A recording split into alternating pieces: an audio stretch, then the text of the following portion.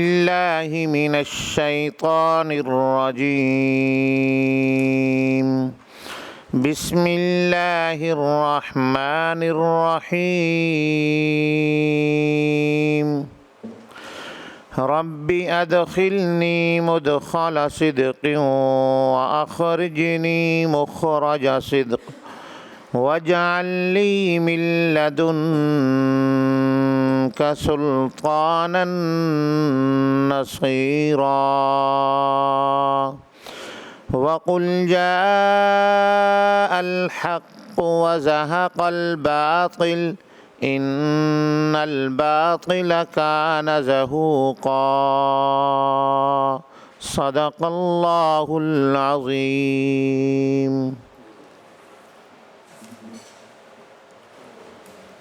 अस्सलाम वालेकुम जी। Raja Shaukat Aziz Bhatti ji, MPA PP 9 convener committee जी। सारे दोस्त पहले तारफ़ करा दें फिर आगे चलते जी। Amjad Ali Javed MPA PP 121 Toba Tek Singh mover adjournment motion जी। Rana Rashid Manhas MPA PP 164 Lahore. मदिया Tahir Shah ji additional secretary housing department. Umar Farooq Alvi ji MD Punjab government servants housing foundation.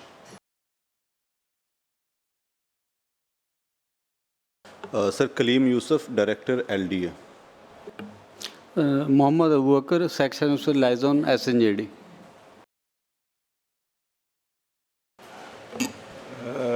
Sayyid Mohsin Masood Bukhari, I am Special Secretary Legislation in Punjab Assembly, serving as Secretary to a committee here. Khalid Mahmood Ranja, Parliamentary Secretary for Law and Parliamentary Affairs. Mohammad Nadir, Additional Director Legislation Law Department. जी। Naeem Akhtar Hussain, Deputy Secretary Standing Committees, Punjab Assembly। Kamran Javed, Assistant Secretary Committee, Punjab Assembly। Tanveer Ahmed, reporter, Punjab assembly. जी जनाब chairman, ये minutes हमारे सामने हैं। मैं हर मर्तबा गुजारिश करता हूँ, मेरे अनपढ़ मेरे जैसे लोग होते हैं, इन्हें इसकी अंग्रेज़ी की समझ नहीं आती कि इसको उर्दू में मिनट्स हमें दे दिया करें।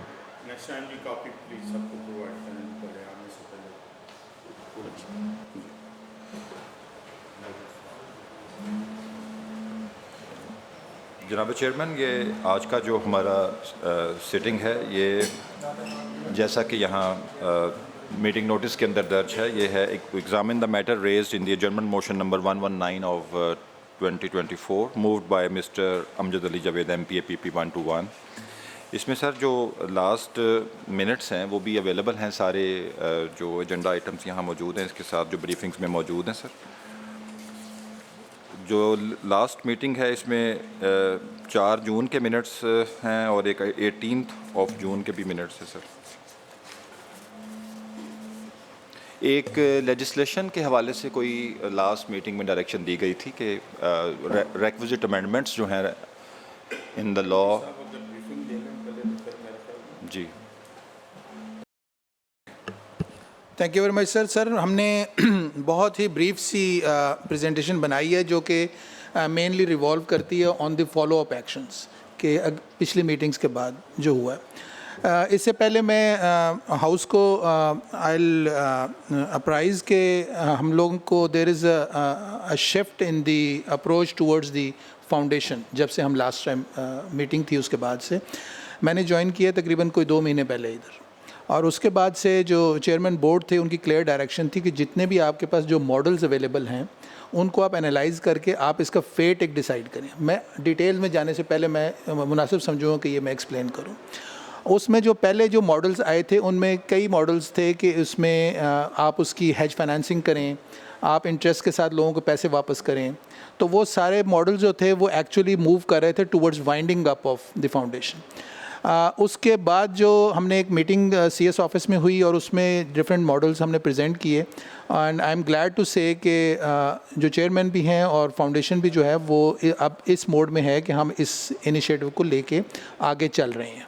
सो वाइंडिंग अप वाला चैप्टर जो था वो इट्स ऑलमोस्ट क्लोज्ड, इसको आगे लेके चल रहे हैं। और उसमें आगे लेके चलने में जो हमारे पास फिगर्स थे वो हम हाउस को पहले बता चुके हैं। जो वेटिंग में लोग हैं 3 हमारी हाउसिंग कॉलोनीज थी जो कि अंडर प्रोसेस थी।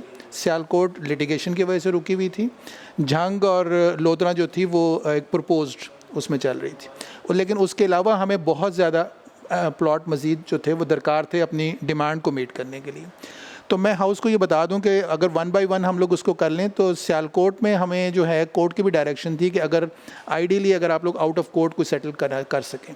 हमें चेयरमैन बोर्ड की तरफ से भी ये थी कि try to settle it out of court, और I am pleased to inform कि हमने उनके साथ नेगोशिएशन करके we are on the verge of getting a settlement terms. वो वंस हमारी कोई उसके ड्राफ्ट बनता है तो हम उसको बोर्ड के आगे सबमिट करके हम उसकी अप्रूवल लेके विल ट्राई कि हम लोग इसको आउट ऑफ कोर्ट जो मैटर को सेटल कर लें। और बोर्ड की जो मीटिंग नेक्स्ट हम लोग है वो हम प्लान कर रहे हैं कि इन लाइक 4 to 5 वीक्स हम उसको कॉल करके ये एजेंडा उसके आगे रखें। झंग में सर हमने आगे चले गए। हमारा PC1 regarding the boundary wall वगैरह जो है वो हमने अप्रूवल करवा ली है। मिनट्स आर अवेटेड, जैसे मिनट्स आएंगे हम उसकी टेंडरिंग करके वर्क उधर शुरू करवा देंगे। PC1 बाकी जो मेजर वर्क है उसका PC1 जो है वो अंडर कंस्ट्रक्शन है, by the end under preparation है, by the end of this month वो बन के हम लोग वो भी PND में चला जाएगा। सो एक्चुअली झंग वाली जो है हमारी है वो हमारी ऑन बोर्ड होके उधर कंस्ट्रक्शन वर्क शुरू हो जाएगा। और लोधरा की जो है उसका मास्टर प्लान हम बनवा रहे हैं और होपफुली हम लोग उसको कोई महीने के अंदर अंदर वो भी हम PND ले जाएंगे फॉर इट्स अप्रूवल। सो ये हमारी जो पेंडिंग स्कीम्स थी उनकी ये स्टेटस हो जाएगा। नेक्स्ट के लिए हमने सर अभी आपको मैं करूँगा, हमने sir we try to seek partnerships from the market. तो हमने उसमें with the approval of the chief secretary and secretary housing के नॉलेज में ला के हमने उसके अखबार में इश्तिहार दिए कि हमें क्योंकि एक सस्टेनेबिलिटी मॉडल के बारे में हमें बार बार कहा गया चेयरमैन बोर्ड की तरफ से कि आपका फाउंडेशन जो है कब तक आप स्टेट लैंड और गवर्नमेंट एक्सचेकर पे कब तक रिलाई करेंगे। Try to reach a sustainable model. तो सस्टेनेबल मॉडल के लिए सर जिस तरह की इधर भी मिनट्स में भी इसमें नहीं, इससे पिछले वाले में इंक्लूड था कि आप अपना चाहे तो कॉस्टिंग मॉडल उसको चेंज करें। आप उनसे चाहे एडवांस में कोई पैसे लें ज़मीन की कॉस्ट, और जैसे जैसे डेवलपमेंट होता है आप उनको डेवलपमेंट इंस्टॉलमेंट्स उनसे चार्ज करके, ताकि वो फ्री लंच वाला कॉन्सेप्ट ख़त्म हो लेकिन लोगों को स्टिल सब्सिडाइज और सस्ती चीज़ मिल सके। कॉस्टिंग मॉडल भी सर हम लेके जा रहे हैं, हमने प्रिपेयर कर लिया उसका ड्राफ्ट, वो हम अगले बोर्ड मीटिंग में लेके जाएंगे। उसके अप्रूवल के बाद हम लोग बैक लोडेड की बजाय फ्रंट लोडेड पेमेंट्स की करेंगे, जिसकी वजह से फाउंडेशन को कोई फाइनेंशियल कंस्ट्रेंट किसी स्टेज पे आने के चांस नहीं है। और जो बाकी डिमांड है उसको मीट करने के लिए आइडियली अगर हमें स्टेट लैंड मिल जाएगी ऑन DC रेट प्लस 10%, हम उसको बोर्ड की पॉलिसी के मुताबिक लेंगे। और अगर हमें नहीं मिलती तो will go for cheaper land from the market, या कोई ऑलरेडी डेवलपर्स जो होंगे वो अगर वो क्राइटेरिया मीट करते होंगे और सस्ती चीज़ हम लोग को दे सकते होंगे तो वो हम उसको कंसिडर करके बोर्ड में ले जाकर with the approval of the board हम उस चीज़ को करेंगे। ये सारी सबमिशन थी। लेजिस्लेशन के बारे में जो कहा गया वो हमने उसको मूव कर दिया हुआ है। समरी फॉर द CM गई थी जिसमें लॉ डिपार्टमेंट की तरफ से था कि चूँकि उसमें आप मूव कर रहे हैं from inheritance point of view के मुस्लिम फैमिली लॉ, और कई मेंबर्स जो हैं हु आर नॉन मुस्लिम्स, तो उनके लिए क्या जी सर उसमें तो उसमें फिर ये हमें लॉ डिपार्टमेंट ने ये कहा था कि आप मुत्तहिदा उलमा बोर्ड को मैटर भिजवा दें, उनसे एडवाइस लेके हम कर दें। वो sir that summary has been moved for the CM कि हमें उससे अप्रूवल आती है तो कैबिनेट की अप्रूवल के बाद जाएगा उधर, तो we have moved the summary, और द मोमेंट वो होगा हम उसको लेके आगे चलेंगे। अब सर अगर हम लोग इसमें जनाब चेयरमैन मेरी ये सबमिशन होगी कि अगर हम वो गवर्नमेंट के अमेंडमेंट के चक्कर में रहे ना, वो अब जैसे है कि वो कैबिनेट में जाएगा फिर आएगा फिर उधर जाएगा, उसकी बजाय हम इसको प्राइवेट मेंबर बिल के तौर पर ला के उस पर करना चाह रहा था मैं भी। सब ये जो तरीकाकार गवर्नमेंट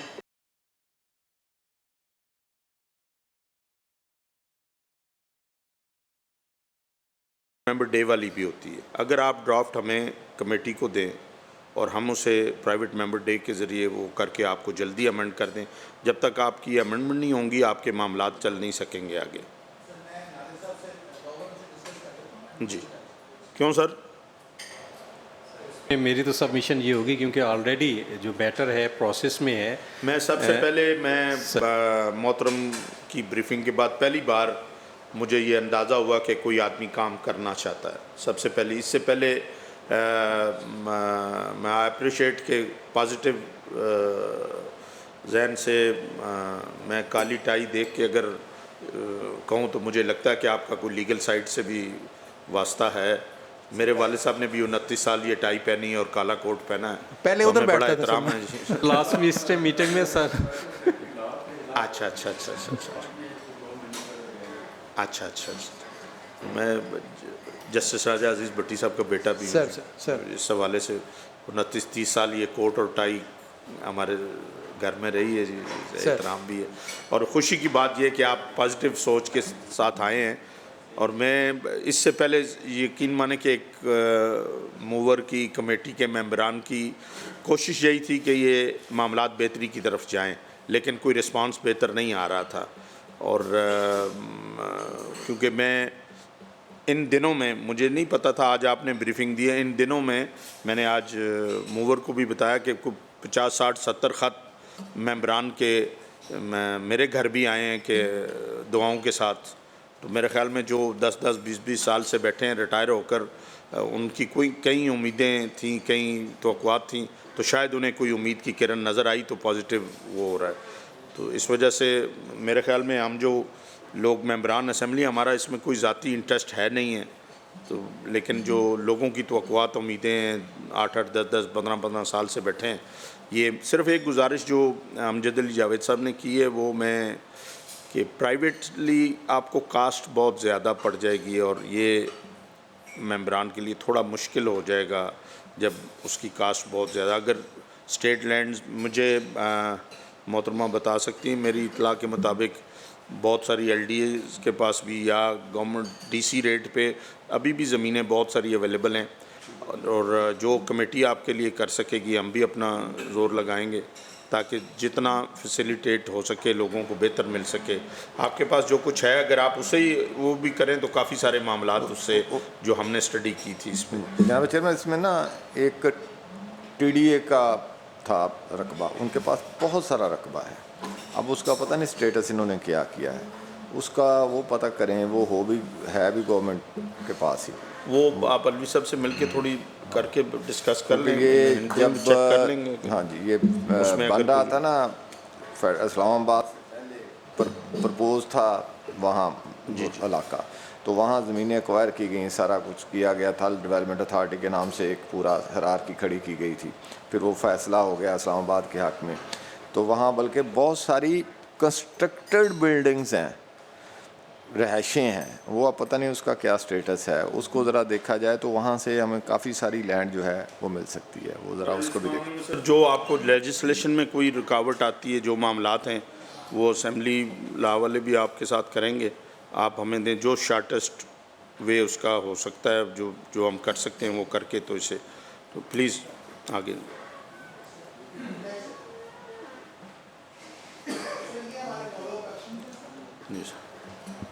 हमारे जो झांग वाली स्कीम का जैसे मैंने ऑलरेडी सबमिट किया है, हमारा PC1 अप्रूव हो गया, मिनट्स अवेटेड हैं।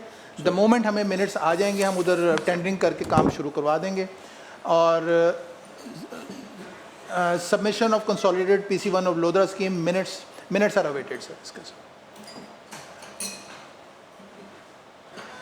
नेक्स्ट चलें सर। ये इस्टेब्लिशमेंट न्यू हाउसिंग कॉलोनीज़ का जनाब की ऑब्जर्वेशन सर बिल्कुल ठीक है इसमें कि हमें अगर हम मार्केट से लेंगे तो वो हमें महंगी मिलेगी। लेकिन सर अगर हम इसमें ये देखें कि आपके प्राइवेट डेवलपर्स जो हैं वो भी तो काम कर रहे हैं ना, वो अपनी कॉस्ट कहाँ से निकालते हैं? वो अपनी कॉस्ट मेनली उसमें दो चीज़ें होती हैं कि आप फ्रंट पे थोड़ा रकबा लेके आप बैक साइड पे अगर लेंगे वो यूजुअली आपको चीपर मिल जाता है, वन एस्पेक्ट। दूसरा फैक्टर सर इसमें कमर्शियल्स का होता है।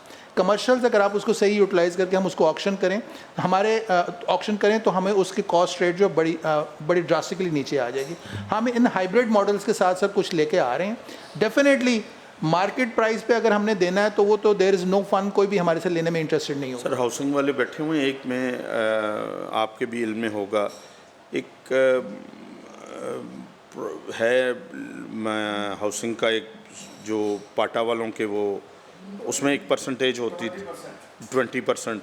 अगर उसमें कोई इनके साथ अगर हम लेजिस्लेशन करके कुछ कर दें और वो जो पोर्शन ये करते हैं उसमें से कोई पोर्शन परसेंटेज मिल जाए तो वो हमारे लिए बेहतर नहीं होगा, क्योंकि उन्होंने वो मैंडेटरी रखना होता है फॉर लो कास्ट। सर वो भी हम कंसिडर कर लेंगे सर, साथ में डेफिनेटली हमारा अपना डिपार्टमेंट है, हमारा लो research कास्ट department। नहीं है, वो मुलाजमिन के लिए है। अब जो नई अमेंडमेंट है ना, उसमें 20% सरकारी मुलाजमिन के लिए मुख्तस है, लो कास्ट के साथ साथ। इसको ज़रा देख लें। बिल्कुल देख लेंगे सर। भाई अखबार में इश्तिहारात दिए हैं, उनको मैंने जनाब को ऑलरेडी गुजारिश कर दी थी। तमाम डेवलपमेंट अथॉरिटीज़ नेक्स्ट बैक, तमाम डेवलपमेंट अथॉरिटीज़ को हमने लिख दिया है कि वो हमें इस तरह इस इनिशिएटिव में जिस हद तक कर सकें, जिनमें सर-ए-दस्त हमारी मीटिंग अभी रूडा के साथ भी हो गई है, बाकी अथॉरिटीज़ के साथ भी वी आर इन टच कि हमें अच्छे प्लॉट्स बहुत दूर करके या फ्लड प्रोन एरियाज़ में ना हो, अच्छी ज़मीनें अगर हमें दे सकें या डेवलप प्लॉट ही दे दें हमें, तो विल बी थैंकफुल। हम उसको फॉलो अप कर रहे हैं, ये एक एडिशनल सोर्स होगा जहाँ से हमें कोई चांसेस हैं मिलने के। जी बैक करें सर। अमेंडमेंट इन लॉ के जनाब को ऑलरेडी गोशगुजार कर चुका हूँ, तो वो हमारी समरी है सर। ये मेन इनिशिएटिव थे जो फॉलो अप एक्शंस में जनाब की कमेटी की इंस्ट्रक्शंस पे हमने किए थे सर। Thank you sir.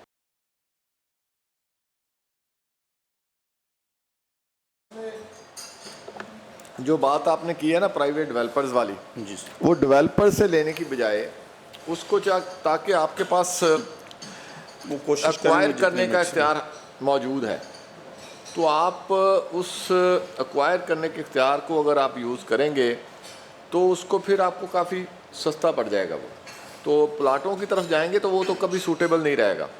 अपना ही प्रोजेक्ट जो है, चाहे वो एक्वायर करके या ख़रीद के, वही आप करेंगे तो फिर वो फिजिबल रहेगा। और उसमें ये साथ जो ऑप्शन है उसमें उनकी प्राइस थोड़ा सा बढ़ाने का, मुफ्त वाला मामला निकाल लें उसमें से, उसमें उसको कास्ट पे रखें तो वो ज़्यादा ठीक हो जाएगा। सर जनाब की ऑब्जर्वेशन बिल्कुल ठीक है सर। हम इसमें हमारी जो तीनों मोड्स हैं लैंड एक्वायर करने के, हम तीनों को यूज़ कर रहे हैं। एक ब्लेंड करके हम कोशिश कर रहे हैं जिसमें लैंड एक्विजिशन भी है, स्टेट लैंड भी है, और पब्लिक प्राइवेट पार्टनरशिप में जो एक हाइब्रिड मॉडल होगा कि जिसमें स्टेट लैंड और कुछ साथ प्राइवेट लैंड को मिला के अगर उसको एक्सेस देना हो या उसको सप्लीमेंट करना हो, वो करके हम कर रहे हैं सर। तो रेट हमारा सबसे पहले जो फोकस है वो यही है कि जब तक सस्ता प्लॉट हम नहीं देंगे तो देने का कोई फ़ायदा नहीं है सर।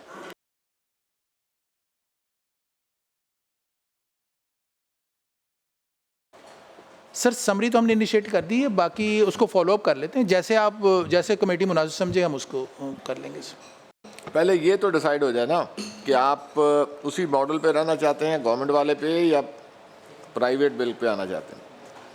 ये नादर साहब तो इसको अपोज कर रहे हैं एज यूजुअल। सर अर्ज़ करता हूँ, बाकी तो जनाब मुनासिब समझेंगे।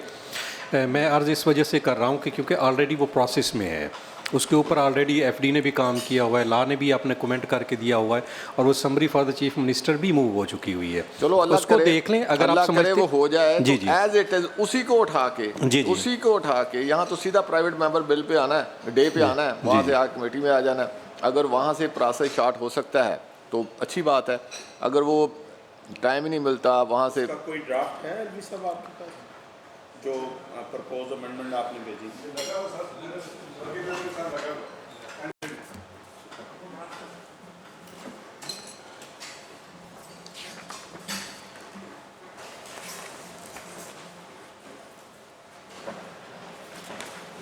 ये 2B जी सर,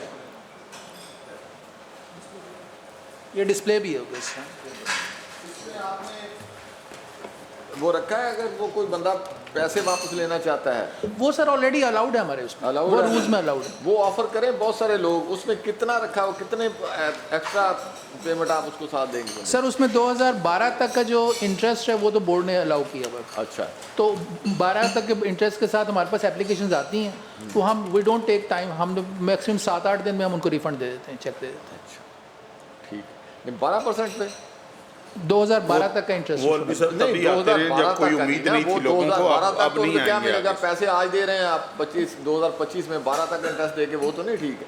अगर उन्हें देना है जैसे नहीं, इसमें भी आपको करना पड़ेगा ना, बोर्ड में ले जाके उसको अप टू डेट करना पड़ेगा। डेट करें उसको, ये 12 तक देने का तो कोई तुक नहीं है ना। 12 से तो आप 25 आ गया, 13 साल का डिफरेंस है।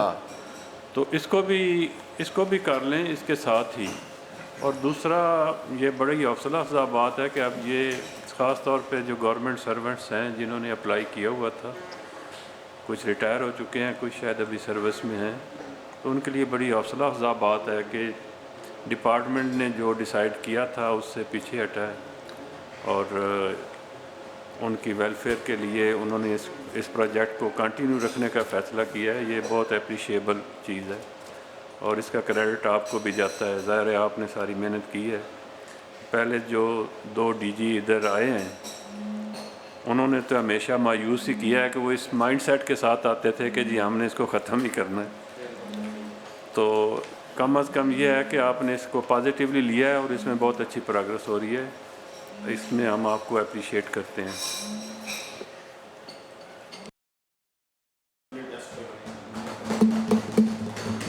सर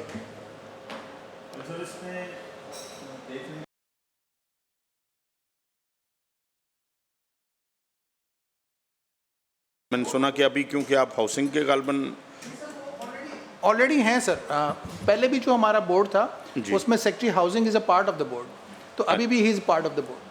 सो सिर्फ वो शिफ्ट हुआ। हमारी एक डिस्कशन लास्ट टाइम हुई थी एमडीसी के, उसमें हमने कहा था कि इलेक्टेड बंदों का भी उस बोर्ड में कुछ शेयर रखें और वो अगर कोई वो अमेंडमेंट चाहिए उस पर भी वो सर हम लोग अब नेक्स्ट बोर्ड मीटिंग होती है उनके आगे मैं ये रख लेता हूँ फॉर कंसिडरेशन। तो हम लोग वो but that will require amendment in the act sir, वो लेजिस्लेटिव प्रोसेस उसमें ये रख लें, आपका काम आसान हो जाएगा।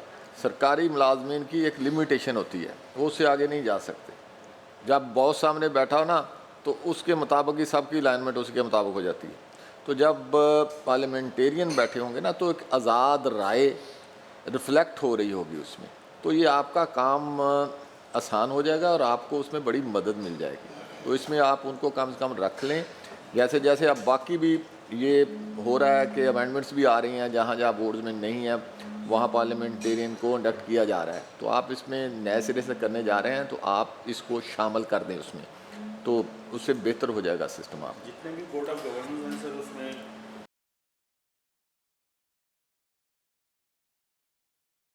बोर्ड ऑफ गवर्नेंस है, लैंड रेवेन्यू वालों का है, उसमें सब में इसमें भी रखते हैं ताकि वो जो अमजद जावेद साहब ने दबे लफ्ज़ों में कहा है वही काफ़ी है मेरे ख़्याल में। कोई इसकी अगर ड्राफ्ट भेजना है आप भेज दें हमें ताकि उसे हम आगे परसू कर सकें। सर जो आप राय कह रहे थे कि जो बोर्ड रिवाइज हो रहा है कि जितने ज़्यादा हाई अप्स होंगे ना बोर्ड में उतना उनकी अवेलेबिलिटी मसला रहती है। तो उसमें ये था कि उसमें ACS और CS गालबन अब मेरा ख्याल लेटेस्ट तो यही हुआ है कि सेक्रेटरी और इस तरह करके उसकी क्या फॉर्मेशन है उसमें CS और ACS कंपोजिशन है बोर्ड की कंपोजिशन वही है सर जो 2004 के एक्ट में थी। It is chaired by the chief secretary और फिर वही जनाब की ऑब्जर्वेशन ठीक है, it's a high powered. ACS हैं, उसमें हमारे सेक्रेटरी फाइनेंस हैं, SMBR हैं, चेयरमैन PND हैं, सेक्रेटरी हाउसिंग। पिछले कई सालों से because of the high ups की वजह से अवेलेबिलिटी ना होने की वजह से बोर्ड मीटिंग्स नहीं हुई, काम आगे नहीं चला। अभी भी जितनी बातें हमने की हैं, आपकी बोर्ड मीटिंग नहीं होगी एक काम भी नहीं हो सकेगा जितनी आप इस वक्त हम कंसिडर कर लें।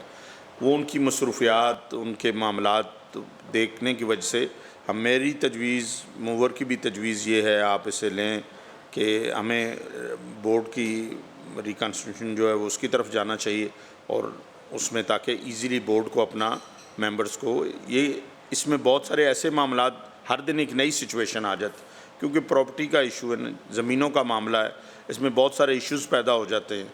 तो फिर वो आपको ये देखना पड़े कि हाई अप्स अब अवेलेबल हैं नहीं अवेलेबल, वो सेंक्शन होगी तो इस पे भी एक लंबा टाइम ज़ाया होता है जो आगे भी हुआ है। 3-3 साल ही बोर्ड मीटिंग नहीं, हालांकि उसमें मैंडेटरी है गालबन 3 महीने में मीटिंग होनी चाहिए। तो इसको थोड़ा सा मैं पॉसिबल नहीं होगा कि बोर्ड में कोई तब्दीली का सजेस्ट करें सर। वो कोई और कमेटी डायरेक्शन देते हैं ना सर, कमेटी डायरेक्शन देते हैं सर इसमें। कमेटी की डायरेक्शन पे आप हमारी तरफ से ये प्रपोजल दे दें कि बोर्ड रिकन्स्टिट्यूट करें ताकि उसको उसकी वजह भी पार्लियामेंटेरियंस भी और जो अवेलेबिलिटी हो सके मेंबरान की जहाँ तक इजीली इस मामलात के लिए उसमें ये बेशक हमारी तरफ से शेख साहब ये मिनट्स में शामिल कर दें। जी ज़रूर सर, ज़रूर। कॉन्स्टिट्यूशन के लिए प्रपोजल जो है ज़रूर सर, ये नोट हो गया जी, ये शामिल कर देते हैं। बोर्ड की सर कंपोजिशन का ही चेयर डिज़ायर कर रहे हैं कि उसको जैसे ऑफ कोर्स आपने कहा कि चीफ सेक्रेटरी साहब हैं, देन ACS साहब हैं, तो उस पर ये सजेस्ट तो कमेटी शायद नहीं कर रही कि उनकी जगह पे कौन होगा, लेकिन आप उसको वैसे ही ज़रा डाइल्यूटेड हो जाए इस हवाले से कि जिनकी अवेलेबिलिटी ज़रा ज़्यादा फ्रीक्वेंटली हो वो डेजिग्नेटरीज हो जाएं। नॉमिनेटेड बाई CS हो जाए ना, नॉमिनेट वो नॉमिनीज़ का साथ या आ जाए। ये भी एक जैसे सर हम सिंडिकेट के हवाले से लिखते हैं अक्सर, जो वहाँ रैप्स आते हैं, और आप भी सर लॉ में रहे, और वहाँ पे हम यही लिखते हैं कि और his nominee not below X और Y रैंक, तो वो नॉमिनी के साथ भी वो हो जाता है जी।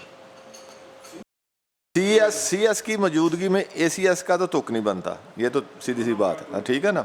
जब या ACS हो जाए या CS हो जाए, CS के बाद ACS तो बनता ही नहीं है, तो अब उनकी जगह नॉमिनी भी साथ शामिल हो जाएगा, तो मेरा ख्याल को ईजी हो जाएगा मामला।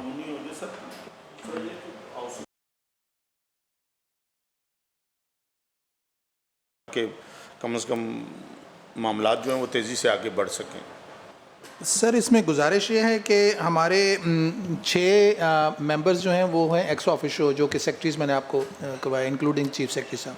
उसके अलावा हमारे एक मैं हूं, और 6 हमारे जो हैं वो आपके प्राइवेट मेंबर्स आते हैं। वो प्राइवेट मेंबर्स हमारे ऑलरेडी बोर्ड में वो उनके पीरियड एक्सपायर हो गया हुआ था, वो हमने अभी रिसेंटली वो हो गई है, उनकी नॉमिनेशन होकर वो कैबिनेट से अप्रूव होकर आ गए हैं। अब सर वो जो जिनकी डेट एक्सपायर हुई थी वही अप्रूव किया सर, या नए लोग आए हैं? वो कौन लोग हैं? वो सर रिटायर्ड हैं, कुछ रिटायर्ड चीफ इंजीनियर्स हैं, उनकी कैटेगरी दी हुई है कि आपने कुछ ग्रेड 17 से नीचे रखने हैं, कुछ आपने ये रखना है, ताकि उनकी रिप्रेजेंटेशन हो जाए। लेकिन सर इसमें इंटरेस्टिंग चीज़ ये है कि सेक्शन 4(2) के मुताबिक कोरम जो है ना उसका 3 रिक्वायर्ड है। 3 मेंबर्स एक्स ऑफिशियो जो हैं अगर मौजूद होंगे तो वो डिसीजन जो है वो meeting will be a valid meeting. So उसके लिए ज़रूरी नहीं है कि हमारे 6 या 7 के साथ सब लोगों का मौजूद होना, एनी 3। और फॉर्चुनेटली इस टाइम प्रेजेंट जो हमारे पास जो सेटअप है उसमें CS is very much anxious कि हम इसको लेके आगे चलें और क्विकली इसके ऊपर डिसीजंस करें। तो आई डोंट सी कि हमें इसमें, ठीक है अमेंडमेंट का जैसे प्रपोज किया उन्होंने, that can be a suggestion, उसको मूव किया भी जा सकता है, लेकिन अभी इमीडिएटली बोर्ड मीटिंग जल्दी कॉल होने का या कोई हमें डोंट थिंक कि हमारे सेक्रेटरी हाउसिंग भी और चीफ सेक्रेटरी भी, वो इनफैक्ट वो हमारे से ज़्यादा इस चीज़ को पुश कर रहे होते हैं कि आप इस चीज़ को जल्दी करें, जल्दी लेके आए मैटर हमारे पास। So we are seeing some quick decisions in the coming few weeks sir इंशाल्लाह। ठीक, इस हवाले से डायरेक्शन चली गई है कि ये जो बात की है राजा साहब ने भी कि परसेंटेज जो इंटरेस्ट है वो 2025 तक का, ये प्रपोजल भी डालें इसमें। साबका जो एक्ट है ना उसमें 2012 तक का इंटरेस्ट लेके उनको अदायगी की जा सकती है। अब 13 साल आगे आ गए हैं, तो अगर किसी ने पेमेंट लेनी है तो अपडेटेड लफ्ज़ हो, जब भी हो, वो 26 में आए, 25 में आए, 23 में आए, जब वो रकम डिमांड करे उस वक्त तक उसको इंटरेस्ट के साथ अदायगी की जाए। इसमें जो कटौती मेंबरान की होती थी वो कोई अगर उसको भी थोड़ा वो कर लें और आपके लिए आसानी हो जाएगी रेवेन्यू जनरेट करने में भी, कोई उसमें कोई। सर मैंने इससे पहले हाउस को सबमिट किया था कि जो हमारी कॉस्टिंग मैकेनिज्म है वो हम अगले बोर्ड मीटिंग में it is going to be one of the agenda items, और उसमें हम इसको बैक लोडेड की बजाय हम इसको फ्रंट लोडेड की तरफ लेके जाना चाह रहे हैं। जिस तरह प्राइवेट हाउसिंग में है कि जब आपने अपना प्लॉट किसी सोसाइटी में रिजर्व करवाना है, किसी स्कीम में रिजर्व करवाना है, तो आपको इनिशियली कुछ पैसे देने पड़ेंगे, उसके बाद पीरियोडिकली आपने डेवलपमेंट चार्जेस उनके पे करने हैं। सो वो इनफैक्ट इस तरह हो जाएगा कि आपका उनको भी पहले पता होगा कि हमने 4 महीने बाद या 6 महीने के बाद ये पेमेंट करनी है। अगर वो साथ साथ अपनी डिडक्शंस करवाते जाएंगे वो हो जाएगा। जो लोगों की मिसिंग होगी जब उनकी वो पीरियोडिकल क्वार्टरली या हाफ ईयरली अपनी वो इंस्टॉलमेंट जब उन्होंने पे करनी है, तो उनको हमें भी फ़ायदा होगा कि हमें टाइमली पैसे मिल जाएंगे, बजाय कि हम अभी कर दें और वो रिटायर हो रहा है 18 साल के बाद या 20 साल के बाद, हम उसकी प्लॉट अभी से तैयार करके बैठ जाएं, तो वो हमारी इन्वेस्टमेंट होगी जो कि 18 साल के बाद हमें रिटर्न उसका मिलना है। सो वो हमें फ्रंट लोडेड हो जाएगा, और ये पूरा मैकेनिज्म हम बोर्ड के आगे लेके जा रहे हैं और इसको हम रिवाइज़ कर रहे हैं सर इंशाल्लाह। इसमें ना ये जो पेमेंट वाला आपका मसला है, वसूली वाला, इसको देखा जाना चाहिए, ज़रूरी है कि आप अलाउड, अभी आपके पास गालबन 70,000 एप्लीकेशन हैं, 72,000। अब प्रायोरिटी में अब ये भी होता रहा कि लोगों के पैसे नहीं थे, वो उस वक्त जब उसको बेल्टिंग होती थी या अलॉटमेंट के बाद उसको इख्तियार दिया जाता था। मेरा तो ख्याल है कि इसको ज़रा देखा जाना चाहिए कि जो ही कोई अलॉटमेंट होती है उसकी, उसके एक सर्टन पीरियड के अंदर अंदर उसको पेमेंट जो है वो कम, या अलॉटमेंट बेल्टिंग में आई वो जिसकी एक सर्टन अमाउंट डिपार्टमेंट के पास मौजूद हो, उससे पहले वो ना आ सके, ताकि वो जो आपको फंड्स का इशू है वो ना हो। और जब किसी को अलॉटमेंट हो जाती है तो उसके मखसूस दिन होने चाहिए कि इतने दिनों के अंदर अंदर वो बकिया पेमेंट अपनी जमा कराए, तो फिर वो बैलेटिंग में जाएगा, वरना वो उसको उससे वैसे ही एक्सक्लूड कर दिया जाए। तो इस तरह की कोई आपको सख्ती करनी पड़ेगी। ये पहले ये बहुत रहा है कि एक बंदा आ जाता है कि जी वो पैसे नहीं है, अच्छा फिर मैं करा दूंगा जी, फिर बैलेटिंग के बाद भी गालबन कब्जे पे पैसे देने थे, इस तरह का तरीकाकार था। उसको जो प्राइवेट शुबे में है उसी के मुताबिक उसको डील किया जाना चाहिए। ये काफ़ी है कि आप उसको सब्सिडाइज रेट पे दे रहे हैं, तो लेकिन कम से कम पेमेंट जो है वो ज़रूर आ जानी चाहिए उसकी। इसको ज़रा देख लें सारी चीज़ें। से पहले जो आपकी एग्जिस्टिंग स्कीम्स हैं, मसलन पिंडी वाली है, अच्छी खासी आबादी है, कोई बिल्कुल उसका कमर्शियल एरिया कोई नहीं, वो उन्हें ₹1 की चीज़ भी लेने के लिए अच्छा खासा दूर जाना पड़ता है, जगह अवेलेबल है, प्लॉट्स आपके रिज़र्व हुए हैं उधर, कोई थोड़ा सा उनकी तरफ भी कर लें। सर उस पर हमने ऑलरेडी काम कर लिया हुआ, काफ़ी हमने काम कर लिया हुआ है। उसमें दो चीज़ें थी। एक तो आपके जो स्मॉलर चंक्स थे जिसमें आपकी शॉप्स कंस्ट्रक्टेड थी, उनको जो डिसीजन हो गया कि वो हम लोग लीज आउट कर रहे हैं, किराए पे दे रहे हैं, उनका फाइल ऑलरेडी मूव हो चुकी हुई। आई थिंक कमेटी से जैसी अप्रूवल हो जाएगी हम उनको ऑक्शन के लिए मार्केट में ले आएंगे। That will not take more than 2 to 3 weeks इंशाल्लाह। इसमें मेरी ये सबमिशन है, ये किराए वाला मामला ना करें, ये फेलियर मॉडल है गवर्नमेंट का। जितने भी डिपार्टमेंट हैं जहाँ जहाँ वहाँ कब्जे ही हुए हैं, तो उसकी बजाय आप उसको मालकाना हकूक पे सेल करें जो भी चीज़ है, ताकि एक मरतबा पैसे लेके डिपार्टमेंट का काम फारग हो जाए वहाँ से। वरना कौन उसको किराए लेते रहेगा, कौन बढ़ाता रहेगा, कौन उस पर फिर आगे से आगे वो चलता रहेगा। ये बड़ी अच्छी सजेशन है, क्योंकि ये तो डिपार्टमेंट को एक परमानेंट लिटिगेशन से भी बचाएगी। हाँ, और जो लीज अमाउंट है उसका तो आज कुछ है कल कुछ है, और लोग उसमें भी लिटिगेशन में चले जाते हैं। लिटिगेशन ये चल रही है को एक ही दफ़ा दे के जो भी मार्केट प्राइस फिक्स हो, इससे आप उनको दें। एक तो आपका रेवेन्यू भी इकट्ठा जनरेट हो जाएगा, और आगे जो है लिटिगेशन उससे भी जान छूटी रहेगी। सर इसमें जनाब की ऑब्जर्वेशन बिल्कुल ठीक है। इसमें गुजारिश ये है कि हमारा जो है ना, हमने for all times to come तो इनको मैनेज नहीं करना। O&M अल्टीमेटली तो इनके जो रेजिडेंट सोसाइटीज़ हैं उनको ट्रांसफ़र करना है। अब अगर आज हम लोग सारे ऑक्शन करके अपनी कमर्शियल प्रॉपर्टीज़ लेके निकल जाएं, हमारा तो फ़ायदा है, हम पैसे लेके निकल जाएंगे, लेकिन कल को उन सोसाइटीज़ ने अपनी स्कीम्स को कैसे रन करना है, उनको एक रेगुलर रेवेन्यू जनरेट करने का। उसके लिए सर हमने एक सस्टेनेबिलिटी मॉडल बना रहे हैं कि हमें मिनिमम कितनी प्रॉपर्टी है जो कि हमें लीज आउट करनी पड़े, क्योंकि अल्टीमेटली लीज भी उन सोसाइटीज़ को, उन रेजिडेंट सोसाइटीज़ के हैंड ओवर होगी, वो उसका रेवेन्यू कलेक्शन करेंगे और वो उसका यूज़ करेंगे। हमारे लिए तो ये इजी सॉल्यूशन है कि हम आज सेल करके अपने पैसे लेके निकल जाएं, लेकिन कल को फिर उन सोसाइटीज़ की सस्टेनेबिलिटी का इशू है, तो वो सस्टेनेबिलिटी मॉडल बना के आई डोंट थिंक कि उसमें कोई 1/10 से ज़्यादा रिटेंशन होगी। बाकी तो डेफिनेटली जिस तरह ऑब्जर्व किया ऑनरेबल मेंबर ने, बाकी तो डेफिनेटली लीज आउट ऑक्शन होगी, सेल आउट होगी बाहर। अलवी साहब, उसमें जो मेंटेनेंस चार्जेस होते हैं ना, जो भी अब प्राइवेट कॉलोनीज़ हैं, वो मेंटेनेंस चार्जेस इतने हैं कि वो एक अलग से बिज़नेस है। आप मॉडल टाउन का देख लें, कहाँ कितनी उनके पास को लीज आउट प्रॉपर्टीज़ हैं, और इस तरह के दीगर आप यूनिट्स देख लें।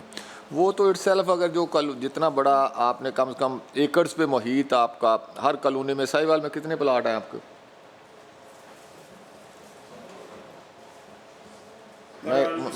मिसाल मतलब ये है कि देख लें, हाँ, हम आपको सपोर्ट करने के लिए तैयार हैं।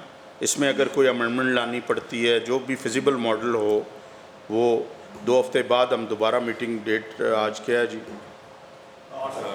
8 है जी, 2 हफ्ते। इसमें मेरी ये सबमिशन है 3 हफ्ते कर लें।